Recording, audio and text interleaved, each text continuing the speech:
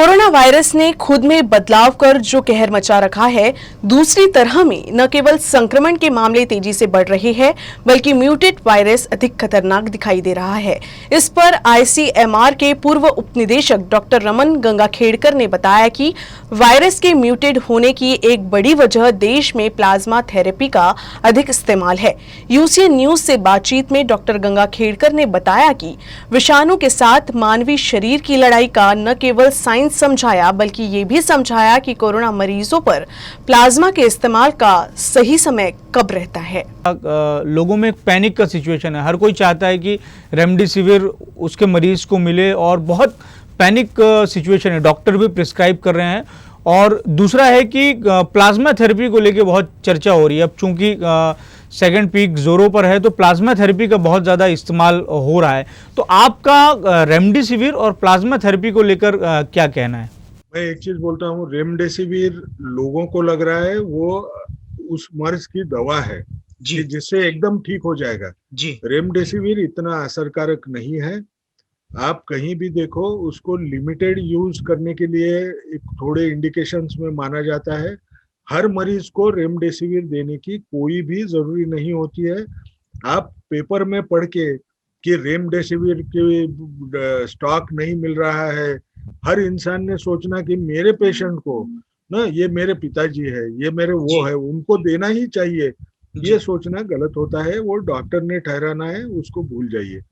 दूसरी बात, अब जो आप कन्वालेसेंट प्लाज्मा बोल रहे हैं, कन्वालेसेंट प्लाज्मा अभी तक जितने स्टडीज हुए हैं जो अच्छे किस्म के हैं, कहीं भी उसका फायदा होता है ऐसे उभर के आया नहीं है। आप अपने देश में कि जो आईसीएमआर ने ट्रायल की थी उसमें भी कोई फर्क नहीं दिखा। आप देखो, अपने स्टेट गवर्नमेंट ने, महाराष्ट्र गवर्नमेंट ने एक प्लैटिना करके ट्रायल की थी, उसमें भी कुछ भी नहीं उसका फर्क दिखा।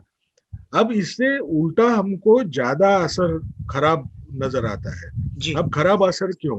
क्योंकि ये जो विषाणु होता है, हमने पहले सीखा कि ये जब बच्चे पैदा करता है तो म्यूटेशन होते हैं। अब ये म्यूटेशन बढ़ाने के लिए ना, आप एक समझो, विषाणु भी एक अच्छे ढंग से सोच के कोई स्ट्रेटेजीज बनाता है। विषाणुओं की या जीवाणुओं की लड़ाई ना इंसान के साथ में कई सदियों से चालू है। ये क्यों चालू है?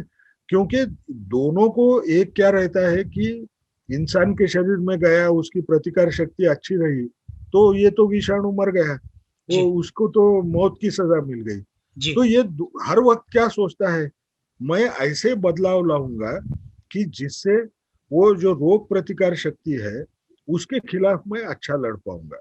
ठीक है। अब क्या हुआ कि उसकी जो सोच है उसको चैलेंज लगता है, यानी हम कब बदलेंगे? अगर बदलने के लिए मुझे मजबूर किया जाए तो ही मैं बदलूंगा। तो अब ये बदलाव आने के लिए क्या लगेगा?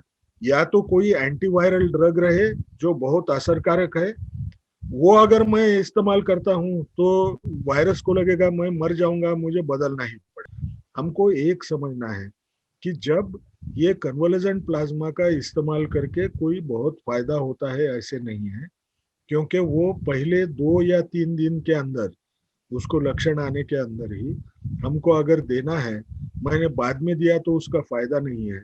अब मैंने अगर रिपीटेड यूज किया कन्वालेसेंट प्लाज्मा का भी, तो मेरे शरीर में खतरनाक वेरिएंट तैयार होंगे और वो दूसरों को तकलीफ देंगे।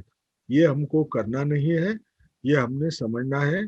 कन्वालेसेंट प्लाज्मा सिर्फ इन्फेक्शन होने के बाद में 2 या 3 दिन के अंदर दिया तो फायदेमंद होता है। बार बार कन्वालेसेंट प्लाज्मा देना काम का नहीं है।